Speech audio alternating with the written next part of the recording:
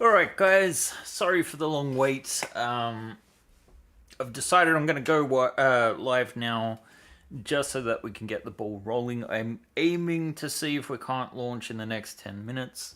But there is a bit of polish that I need to do. And normally I would reserve this time for showing off the awesome scenery that we have. And I am very excited to get this into your hands. Very, very soon. Obviously, it's a Kickstarter, so there will be somewhat of a delay. But first, let me know if this is coming through all right on the chat. We have, Shergol for the win there with sight and sound. Shergol, do you want to just at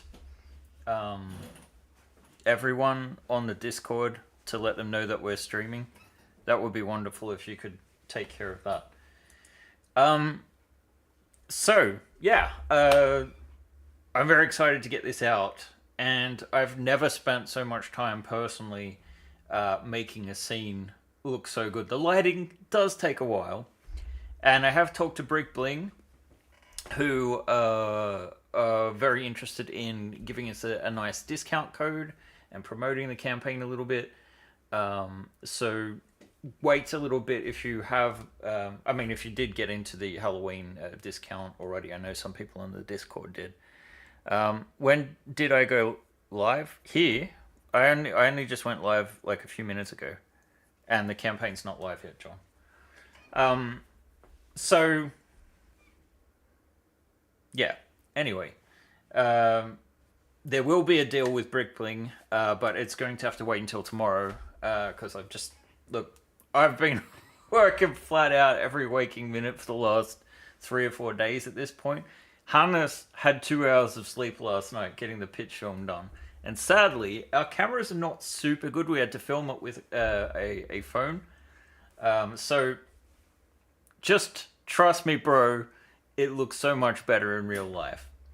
And to summarize what the deal with this campaign is, why this relaunch of sorts. It's not really a relaunch because I've done so much more work now on what was expendable before that there is just absolutely...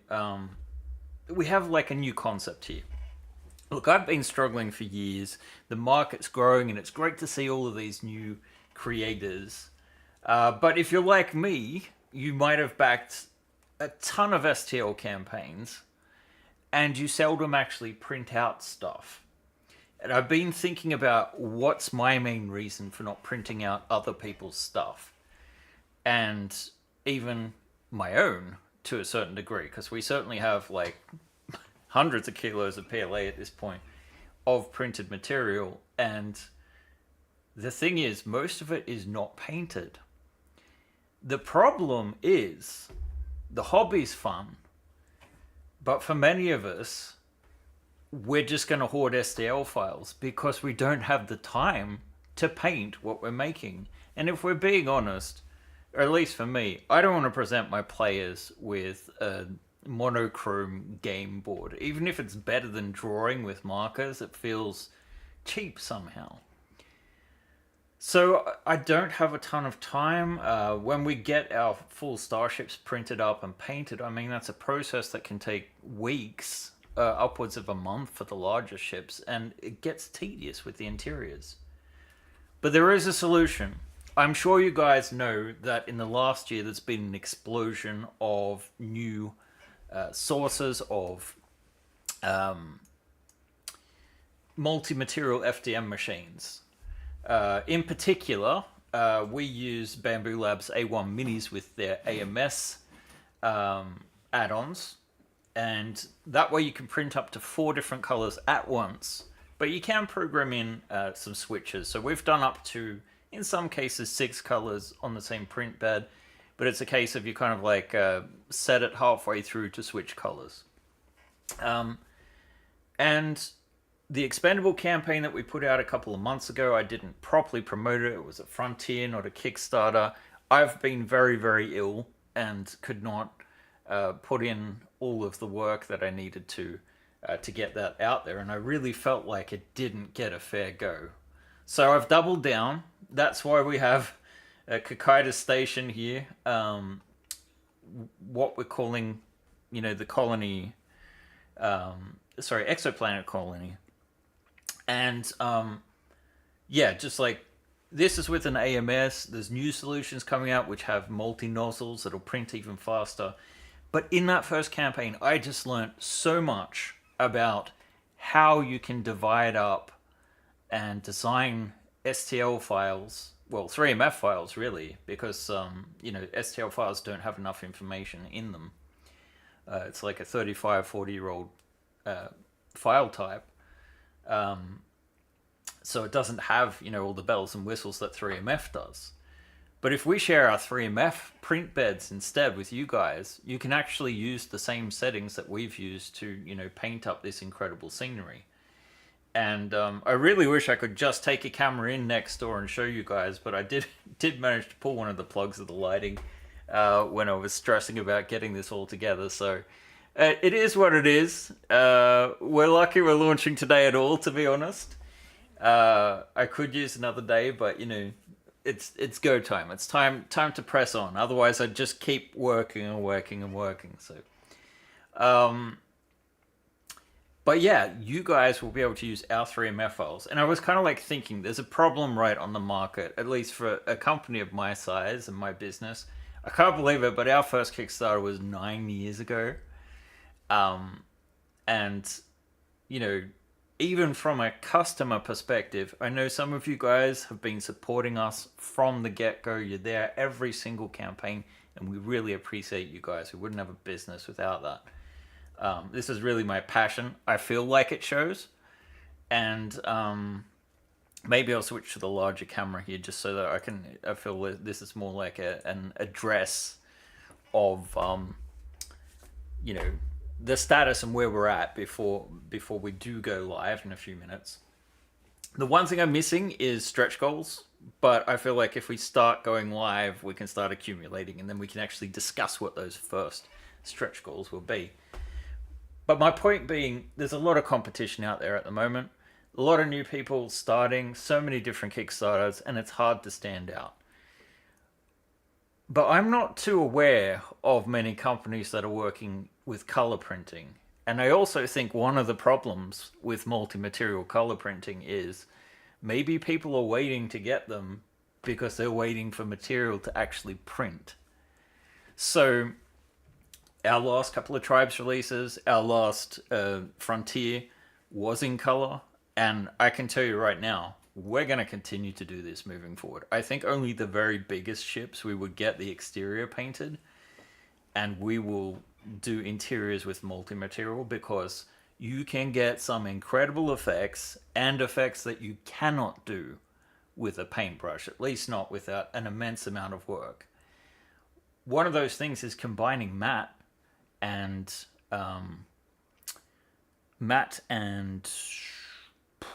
metal, silks, translucent filaments, even wood, and I'm not sure if I said metal, basic filaments as well. I don't have a lot of light in here. It is 5:30 now, but I just want to show you guys, like, this is the most recent Tribes release, and there's nothing painted on this, and that's the beauty of this Kickstarter too. Because aside from the exception of a few miniature figures, and I think one painted power loader, everything is filament and light. So I'm gonna get this going over on the side. I'm sure there's going to be spelling mistakes. I'm sure there's going to be some issues, but the actual pledges are up. And let's see, Lisa just sent me one last thing here, so I'm going to save that up and going to just add on to the add-ons for vehicles, which vehicles are included.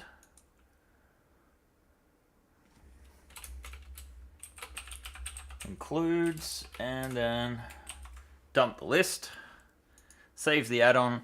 Right, because the one thing that we can't do with Kickstarter, and I'm sorry I'm not sharing my screen right now, but that's kind of sensitive information. Yeah, let's get this up there. So I'll be adding to the page more graphics and things. But what am I doing? I'm preaching to the choir right now. If you're here, you're probably here because you love our stuff. So please bear with any spelling mistakes. The brick building stuff we'll write more about, and stretch goals and expansions we will discuss once we go live. So let's go to the project overview, and I'm ready to launch. Don't read these details. All right, so we're ending November 26th at 11 p.m. Central Eastern Time. What? CET? Okay, yes, I made it late. Let's launch. So, let's go. I can now, I believe, look at the actual campaign page and share my screen with you guys once again. Yay, so we're live. Get in. Now, there are 4 pledge levels. The first one we have is Expendable Survivor. So this one is just the 2 existing new sections if you happen to have backed our Expendable campaign on Frontiers. It will include all stretch goals, and we're planning to expand all sections, so don't worry, you're not going to miss out on anything. It doesn't include the vehicles, and that's the chief difference. Then we have Exoplanet Colonist, which includes all of the sections of the base. I think there's 7 in total, maybe 8, because I forgot to write down exterior terrain. You can see here already on the menu that we go 5, 6, 7, 9.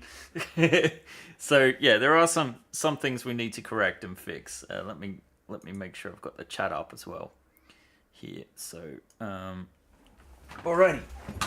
So then the next level, okay, so that includes all of the terrain, but not the vehicles.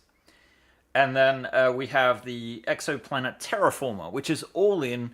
It is all of the scene files, color printed, and then a ton of vehicles. There's 20 vehicles in total. It's kind of like a curated selection of vehicles. If I drop down to reward tiers and add-ons, I never even paid attention to the fact that it's called reward tiers, not pledge levels. I swear it used to be. Anyway, if I scroll down here to the add-ons, you can kind of see the vehicles. So like we've got the Centaur APC, we've got the Erebus, we've got 3 different power loader variants, we've got a bunch of smaller vehicles, rovers, digging machines, a mixture of civilian and military hardware. Basically everything I've used to populate the scene myself, aside from miniatures. Now, we might add some additional miniatures. I just have not had time to curate anything. Then we also have, let's see, the highest level is the Collector 2025, which is just everything we've ever made to date. And including anything that we make during this campaign. So all stretch goals, and including next month's tribe offerings as well, because it'll be to date up until the point where we deliver. Our plan is to deliver everything that already exists, and most of Exoplanet does, because I've printed it. Everything's been test printed. It will be, it includes everything to date. Yes, I know it's a stupid amount of money, but it's over 800 products, including massive, massive ships. You can kind of see this tiny, tiny image of, maybe it's slightly bigger here, of some of our fleet as of last year. And on top of that, we've got more ACIV fleet ships.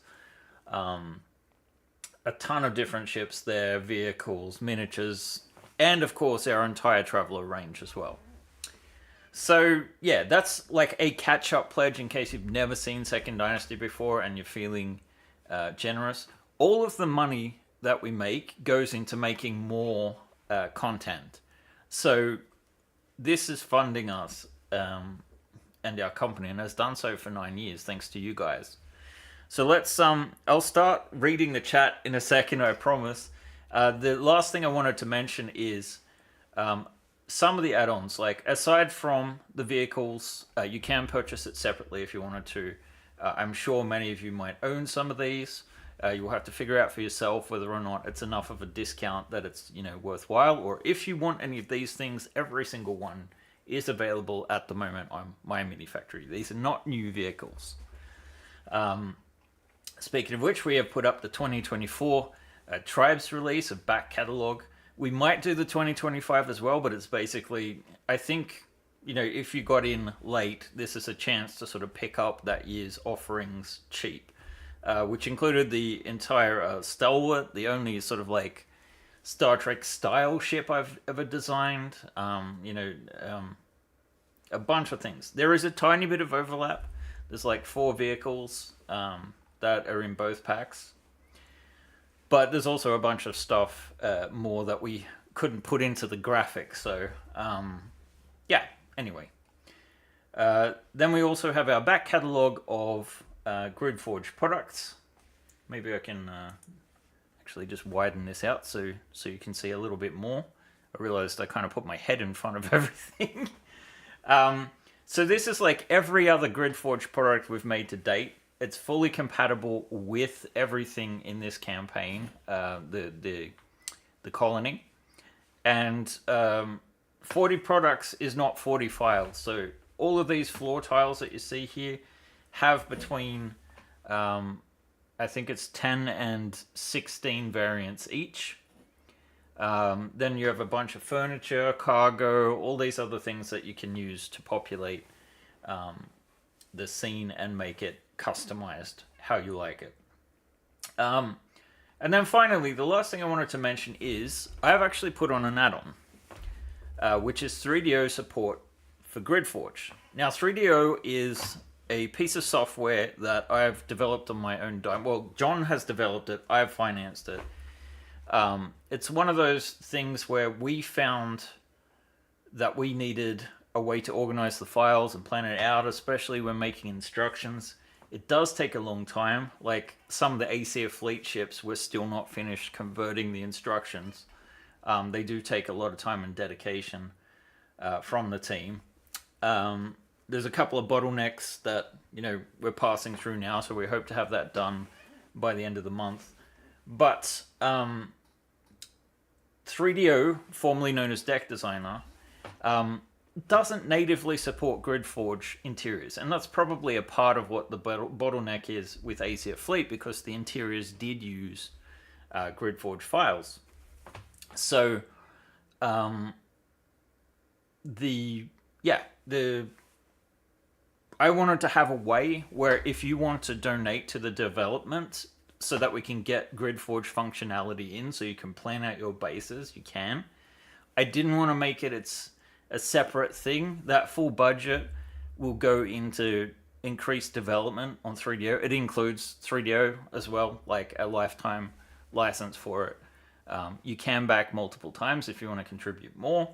And I'm working with John to get up some goals for that. So at the moment it looks like, because I'm going to match whatever you guys put in for the development. And that kind of like will push through the community to see if you guys want this tool developed or not. And depending on the amount we get in, it'll either be updating 3DO or John really wants to rebuild the entire thing. And we could perhaps do it in a different way so that it could include other creators as well as Second Dynasty.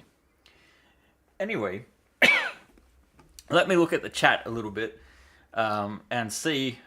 Hey, we've got 20 backers already. That's nice. It's always nice to see. We've hit already 1,000. Yeah, okay. I love that. Seeing that. Congratulations, our project is live. You know what? Why don't we play the pitch video, and while that is playing, I can review the chat. So I'm just going to make sure. Maybe I can turn my camera off. And let's hit play and full size it.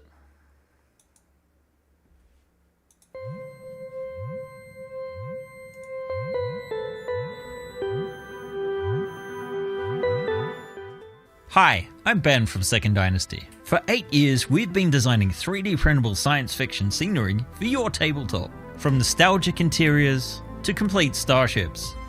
If you're like me, you might have backed a lot of STL campaigns. And maybe it's getting hard to justify backing more. Either you already own a mountain of unpainted terrain, or have a horde of STL files choking up your hard drive. I get overwhelmed by the sheer volume, and there's a big reason why. I don't have time to paint it all.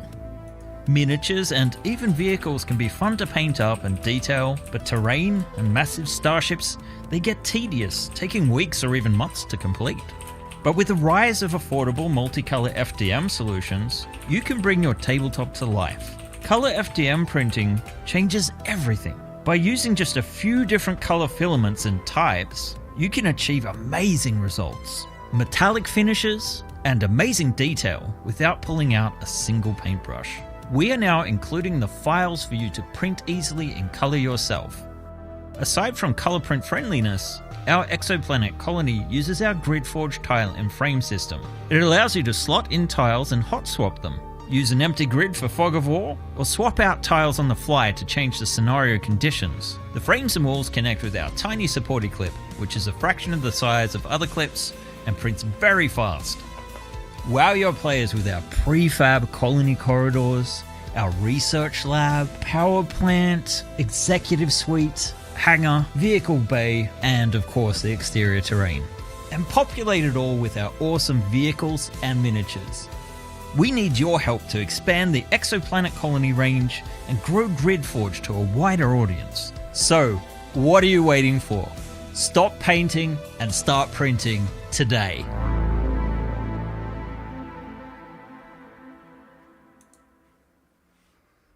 Alrighty, sorry about that. I should probably have muted my microphone. Let's get my camera back up. Whoops. There we go. Here I am. So yeah, that was a bit of a rush job, that one, but I really want to say thank you to Hannes, who made it all happen and possible. Yeah, it amazes me every time, the support that we get. I'm just going to refresh this page so that we can see my pretty mug here. So yeah, I just wanted to thank Hannes for putting in the extra time. He worked through the night to get this done. He's not officially a part of Second Dynasty, but he's always there to depend upon no matter what. And I really appreciate all the help he gave with that. So yeah, I just... guys, I'm going to look at the chat a bit more now. So... we can discuss this, and then we can talk about stretch goals. So, let's see. There's actually a fair bit of discussion that's going on here, which is nice to see. So, hundreds of kilos of printed models. Fortunately, my wife never sees it because she doesn't come to the office. Alright, Trevor says, can't wait for my Snapmaker U1 to arrive next month. Oh, next month, nice. Silverhurst says, unfortunately no multi-head printer in the foreseeable future for me, but at least I have my AMS. Hey, it is wasteful, but we have tried to address and consider how to optimize color 3D printing. And actually, there is a trick to it. If you only use 2 colors, instead of having to switch every single time on every single layer, you can actually do like layer 1, color 1, layer 1, color 2, layer 2, color 2, then switch to 1. So you're actually doing 2 different layers at once. So it's twice as fast as if you had 3 colors. And uses less waste, obviously. We haven't worried too much about waste, and honestly, there are some downsides to color 3D printing. The biggest one is, you go through a lot of different filament. You have to have a fair amount of different filament. But to be perfectly honest, you could actually achieve quite a lot with just 2 different colors. And further down the page here, whoops, wrong page. Let's see, I think just here I have this picture of the Electo. Now this was one of our Tribes releases, and it's just like a yacht shuttle type vehicle. But on the right you can see the original version, and on the left the color version.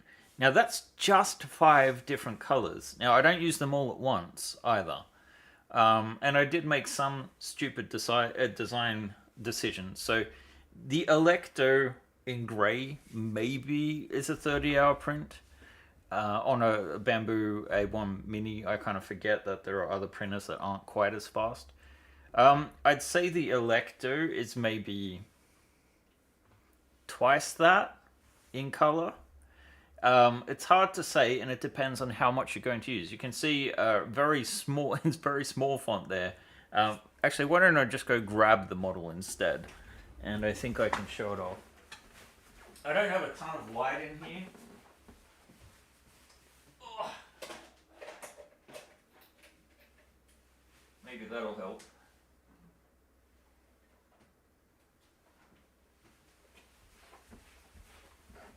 I can't put on the ceiling lights because they flicker on stream. So let's see. Hopefully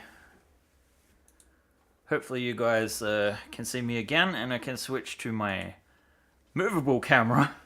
This is not as clean as the other room. You can kind of see the start of the like try and paint this, right?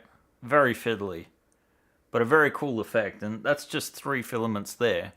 The letters do take longer, but I mean, you'd need a very steady hand to get that done. Or decals, maybe. So, here we have the regular filament version. The color print also, don't know why, but it's a bit heavier. I might have used a different infill. So yeah. Can't see. I mean, this would, how long would that take to paint? It's like a week. So it's like, yeah, it takes longer to print, but how much time would you spend painting? And look, I have nothing against painting. Painting will give a better result for the most part. But you can get so much done with just those filaments, and the combination of mattes and silks, that shiny effect is a silk. I have used a couple of metals like copper. Not in this one though. This kind of detail, and I mean even, like I'm not sure if, maybe I can detach this to show it to the camera. But even the semiotics, come on, focus. Focus. Look at the shinies. There we go. Look at those semiotics. You can actually make out the symbols. Try and get a paintbrush to be that clean. Like, I'm in love. This solves a major problem for us because I just have a ton of items. And yeah, it'll be a thing moving forward. But it just gives great results without putting in too much effort. So yeah, it prints 2 to 3 times longer, sure, but you're saving that time in painting, is my point. Let me switch the camera back. Okay, so someone is asking silk. Shergol. Silk is one of Bamboo Labs' filaments, so it's basically a shining version. Metallic is probably a better word for it, but I guess it does kind of look like it has that sort of sheen of silk, and some of the colors obviously wouldn't work well as metals. Let's see. Matte silk and basic. I've used wood as well in some places. I've been out of the loop for a few months while moving. Is the campaign different than Expendable GridForge from a few months ago? It is an expansion of that. If you already backed the old one, what you would want to back is the Expendable Survivor version, which is just the new stuff. Blasted said, I just did some really fun water tiles. Cool. So, Blasted Samouflage in the chat there is one of the other GridForge creators. It is in It does have a Creative Commons license. I always blank on the type. I think it's 4.0, but John will correct me, I'm sure. So you can actually make your own tiles and share them. Let's see. I'm just making sure that you guys are seeing correctly, because my version of the stream has lag on it. Let's see. Separate printable panels on the first GridForge Hangar was one of my favorite features, but unfortunately the executive hangar didn't continue that system. What? That was John's way of doing things. The executive hangar didn't continue that. Do you mean the executive suite, perhaps, with the test prints? Yeah, so inserts work well when it is actually like recessed. They don't work well when it's sticking out. So what we've actually done is a combination of sliding pieces, like the back plates can be different. The newer model is more modular. Like, for example, the pattern on the back of the hangar walls now slides out and is printed separately. So you can do a 2-tone print instead of like a 3 or 4-tone print. Where could one purchase the poster with all the Second Dynasty ships? Sadly, it's not made a poster yet, and it couldn't either because I need to update it first. Let's see. Joseph says, "Good day and glad to catch the kickoff." Thank you to John for 3DO, says Clayton. Should unpin the delay message. Alright, I'll unpin it. There we go. I can't pledge while looking at the live. I had to switch with the PC. I would love to rebuild it in a different system. Oh, 3DO, yeah. So we'll see how that gets supported. I feel like I've scrolled past a lot. It's nice to see that you guys are chatting so much. Silverhurst says, Ben, I don't remember you ever saying what color you used for the silver on the Electo. It looks gunmetal gray to me, but I'm not sure. It's actually called Titan gray, I think? No. Yeah. Titan gray, I believe, is the one. So it's like a shinier, darker kind. Let's see. The full color printing has been a lot of fun to get into. My kit bash cliffs have been overkill. Reducing the color swaps have drastically reduced the waste. I plan to continue with the color gradient. Yes, Shadow Lager printed some awesome terrain for the exterior. Not seen in this campaign. This is all my terrain. But he printed this outside area using the kind of filament that changes colors the more you print from the rolls, and planned it all out like the engineer is. Doug Jeffrey says, I spend no time painting. I like grey ships. Yeah, well, you can do grey ships, but I'm just telling you, grey ships with semiotics that pop makes all the difference. Even just like having, control panel screens and that sort of thing in a different color. Just some of the detail you just can't get with a paintbrush, or it's too delicate. It's like optimal to have it in color. Let's see. It costs Second Dynasty the company like 500 to get a single ship exterior painted. I think that's being quite generous, to be honest. If Albin's been doing them lately, and if I consider what he costs, it's substantially more than 500 by the time we're finished with one of the giant ships. So it takes a lot of resources, and then we also need, there's a reason I use Albin, and it's just because we don't have a huge amount of access to people that can do it. So we, do what we can in-house. John has said the template tiles are licensed under Creative Commons Attribution 4.0 International, allowing you to create and even sell your own floors, furniture, and entirely new designs commercially. The base grids and supported clips are licensed under Creative Commons Attribution, Share Alike 4.0 Intentional. The long and short of it is, you can make your own tiles. The bases you can basically share with Attribution, I believe. So, but you can't claim it as your own. You can't make money off those parts. You can off your tiles. So anyway, let's talk a bit more about the campaign. And it would be nice to get the chat talking about what you would like to see in the way of stretch goals. We're a ways off it. We've got 40 backers so far. I haven't really promoted this properly yet, so I'm going to do some more send-outs tonight, get a real push going, and hopefully we can make our funding and start pushing some stretch goals. But we did have a bunch of stuff that we weren't able to get out last time. So, for example, we're going to have cables. I've already prototyped a few things, so let's fire up Maya whilst we wait. John says, I want to see a ramp. I wonder if that will happen. He says as he makes the ramp. Jeff Jedi said, I miss the older tribe, so this is all new to me, really. Oh, cool. The base grids and support eclipse are last. Oh, sorry, I've already read that one. I'm pretty exhausted, guys. I've still got a bunch of work to do. And, I'll have to go home soon-ish. Probably within half an hour, I'd say. I'm working on a brutalist concrete architecture walls this week. Now I'm back from vacation. Nice. Well, I hope you enjoyed your vacation, Shadow Lego.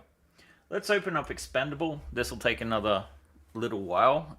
It is an impressive 5 gigabytes in size, the scene now. So yeah, hopefully... Clayton Smith said, so I guess I did the all-in GridForge according to my mini factory. So will I have all the ships with the expendable survivor? FOMO is real. If you did it on my mini factory, I think you've actually got more. It included Typhon, I know, which is a much, much bigger ship. I'm not sure if all of the vehicles are the same. There could be some overlap, so I'll have to get back to you on that one. Exterior walls and roofs / ceilings would be greatly appreciated. Yes, I'm planning to do a few different variants, and we can kind of talk about that a bit. Shadow Liger, for your Brutalist, are you going to use my stone slab tiles?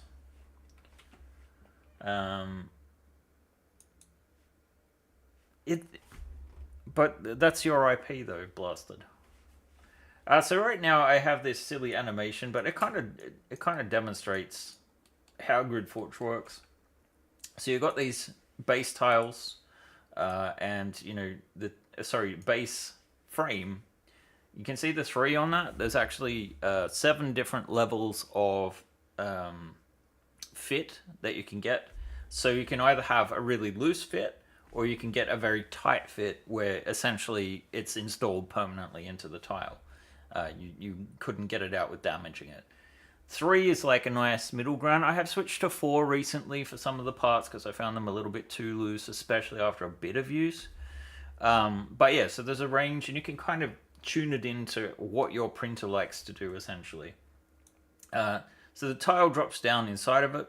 This also lets you print the bases and the tiles in different filaments. And to demonstrate how reusable things are, a bunch of the base frames that we've used in this project actually came from previous projects, from our original GridForge, from Asia Fleet, where we've recycled the bases.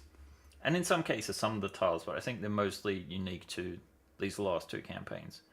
So they just clip into each other. We have between 1 and 4 inch grids at once. It is 28mm / D&D scale, so 1 inch is equivalent to 1.5 meters, or about 5 feet. It can easily be scaled up, and some mad lads have scaled it down, but personally I wouldn't recommend it. Shergul has 1 to 59-ish is extremely close, so it'll look good next to 1 to 60 models as well. But yeah, these drop in. You can install walls, and these walls that I've got in this demonstration here are actually composed of several different parts. The back plates here are separate. The inserts here are also separate. And I really would love to do some variations of this if we can get enough interest in the campaign to expand it further.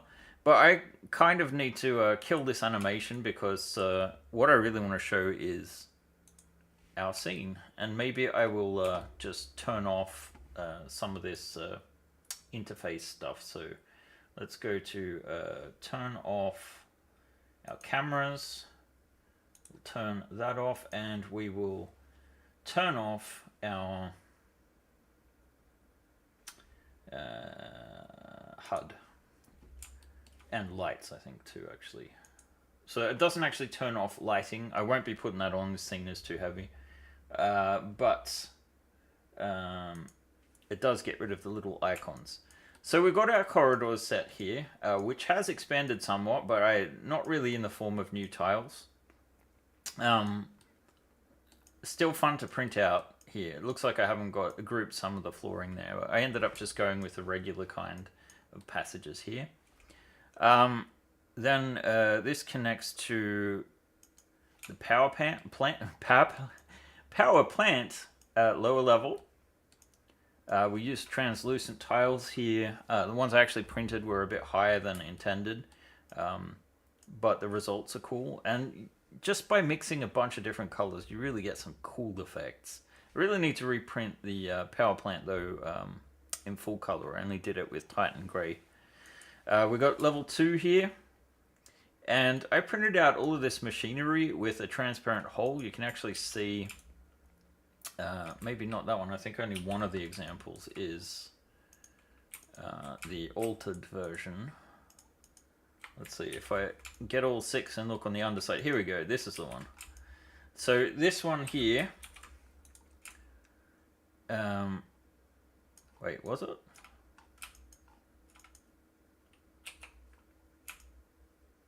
Maybe it's not that one. One of these files. Sorry, I'm probably shouldn't mess around too much there. Oh, it disappeared.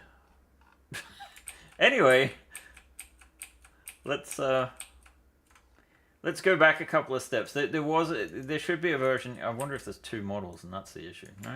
All right, let's forget about that. But there is a version where I've put like a cylinder, a hollow area, and I've actually printed the top part in a translucent filament, so you can actually get a lot of light bleed, and it looks really cool. Even like the sections on the side, I did the same thing. Yeah, so aside from the power plant, we can put on the exterior. You can see here there's actually this area with some ventilation. I actually installed 2 atomizers in there. They don't turn the fans. It was a sort of last minute addition. It didn't really create the volume of vapor I was hoping for. But, you know, we managed to get it looking cool, and it creates an interesting sort of like feature. I think of all the areas of the base that I haven't imported into Maya correctly, there's still some gaps in the terrain. So let's say there's a corridor extended there too, which had some more of the terrain hidden in it. Let's open up the next section, which is the research lab. So all of these featured in the first frontier as well, but I'm hoping to expand them a bit further as well, provided there's enough interest. And also, you know, we've learnt a lot, so if we get far enough, I can see myself going back and making these slightly more color print friendlier than they were. The final section of the original version is the executive hangar, although I'm just calling it a hangar at this point. We've got this, you know, there would be an unseen, you know, ceiling door for this bay. And then you've got an airlock. This all comes out great in color printing. A vestibule, you've got a control room. And that is essentially, if we included the Electo, what the original campaign was like. Now there are 2 built new sections and plans for additional ones. But the executive suite, hoping to do some plants as expansions. They're not fully tested. We've done a couple of test prints, but we have like the CEO office, Not sure if you saw or right, but there's some cool glowy effects in the floor tiles, so they've actually used some translucent filament as well. And this wall, not shown up here, but in the final version you can actually read Kokaida's, I'm not sure if it's operations or something like that, but administration I think it is. So I actually wrote it into the tile, and you'll be able to get access to that too. And you'll be able to visually see how we can add text easily. The only thing is you might need to have all the fonts I have used, so it might, have some issues. Technically, you could also do the semiotics with fonts if you wanted, but it doesn't have as much control as my built-in versions. So the executive suite, I can imagine expanding this out to actually having not only this little pit here is this is a little bit of a section more inspired by Alien Earth, I would say. I can imagine having, an executive dwelling underneath, or like a hatch in the floor, or just expanding it to the back here, because this is an open, unused area. So I have plenty of ideas for that one.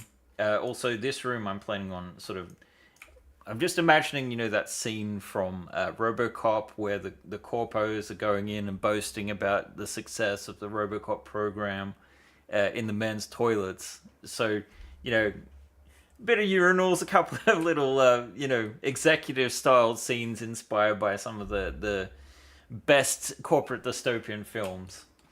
Now let's look at, I think, my favorite section, which is the garage. And this one takes a little while to load in. The walls came out so good, done in a metal copper filament. Oh, I haven't done that thing yet. I need to do that in color, I feel. I replaced a few parts on this rovar so that it just had a hint of color. In the pictures, you should be able to see the power loader. Not these workbenches, but this little pit thing is great. And then I want to talk about the other thing, which I think I'll just make available as like one of the early stretch goals, or maybe even for free. I just don't have it up yet. And that is my lighting mounts. So you can kind of see, I've had to create a way, and a lot of the time I spent on the weekend was figuring this out, a way to sort of hide and manage cables. There's a couple of different add-ons, there's some early attempts, but here is the sort of like disorganized pack. So you have a bunch of items that you would snap on top. Obviously this does preclude adding an additional level on top of it, although there are some side-based solutions in here. This is a sort of mock-up of the standard Brick Bling 47mm double light LED strip, and these lights are designed to house the strip so the lights stick out here, and then this little top is actually a light blocker because I was having issues with light bleed. And then these little things are for managing the sort of like cable hubs, and this one here, or these two different variants here rather, are for actually hiding the circuit boards that come with them. So it's operated by remote, and it uses I use USB power. You can attach it to a battery operated one, but I was using so many lights I knew it wouldn't be enough. And in fact, I've actually got a USB router and I'm running 4 different networks at the moment on my lighting rig. But I mean, the table is 5 feet by 3 feet, so yeah, 1.5 meters by 90 centimeters wide for the total thing here. So very big. So those lighting components I'll make available somehow. And then we have a bunch of ideas. I think it's probably in the layer called stretch, I'm guessing.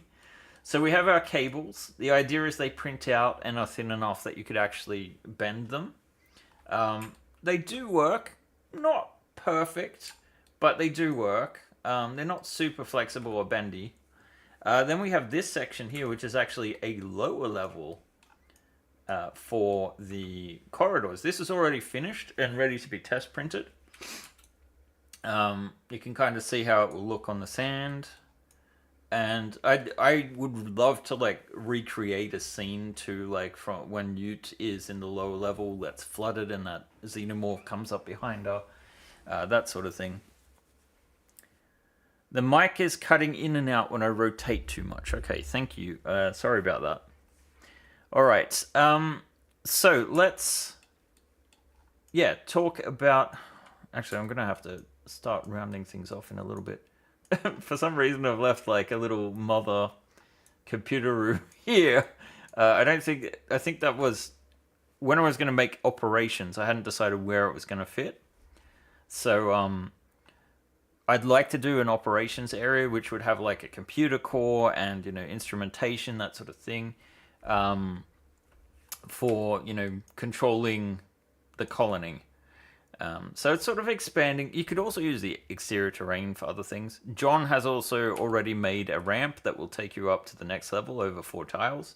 It is vehicle sized and was intended for the strip mine that we never actually got around to doing. So there is a ton of stuff. Let's see. There were overhead pipes and lights we were going to do. So yes, we already put overhead lights in. So that's these things. And this uses a 3mm light. If you print multi, you can actually get the little globe in, or there are free versions as well. It's intended to try and keep light bleed down a little bit. So it drops the light down so it's just in this sort of warning light area. We could probably do a variety of different sizes there as well. And then the cables, you still kind of have to manage it by wrapping around these bits and pieces and sort of like putting down between parts, but for the corridors anyway. So they are slightly different than the standard stackable ones in that they don't have clips, at least not the current version. So I know some people have done like pyramid stacking and things, and it's really cool. Maybe we'll look into an official way to do that as well. And yeah, these pipes were an option too, and I think that would be a fairly low investment thing. I also have a miniature or two that I was planning to make available. So we might do some social stretch goals. This is a proper Kickstarter. It is another 22 days. We end on the 26th, the day before Thanksgiving. Hopefully that's the last time I mention it, so none of you people are actually thinking about that. But yeah, his stepmother would be the backup computer. I like that, Blasted. I like that. So we have a ton of different options, and there's been some great suggestions here. What is a ginnel? I don't know what a ginnel is. Sorry, King Moron Productions. From Manchester. Let's see. GridForge golf ball sensors. Oh, they're great. Yeah, we need to make that official. Shergle's made a bunch of stuff as well. It's great to see these creators, and I have to kind of be careful too about what we actually end up copying or doing, because they are definitely inspired by other people.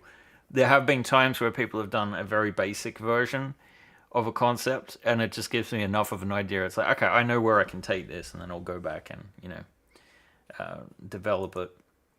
Other releases here just has a bunch of the actual tiles ready to go. So for example, the executive kit, there's actually way more parts available than are seen in the version here. And actually we don't have it on the Kickstarter page. We need the sample right up the top. I need to add that. All right, guys, why don't we go back to editing that? So let me just exit the preview, refresh this page, go to the story, and I will get down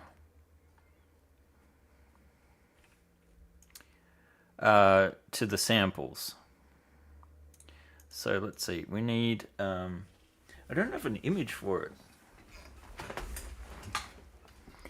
So I'll need to add something here. So I'll get this in, and then we'll leave it there. And I gotta go home at that point. So let's see. Test prints. I'm not really thinking here, so I don't have a ready description. And I need to go back to the promotion section that we had before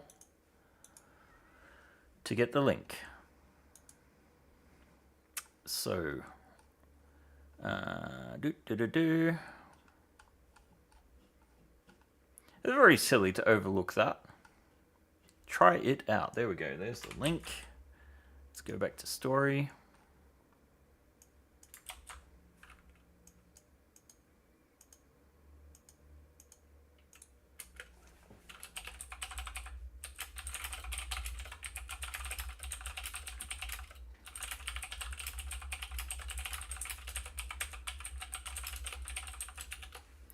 So I'll add graphics in the near future, but right now it should be updated. Let's just look one final time, refresh it to make sure that it popped up. I'm sure I'll be working on this a lot. I'm sure I've missed something. There's probably some spelling mistakes. You know, send me a message afterwards. We got 56 backers already in the first hour. Pretty good, I would say. Thank you so much for your support. And I'll be in touch soon with more. All right. Bye for now, guys. Bye.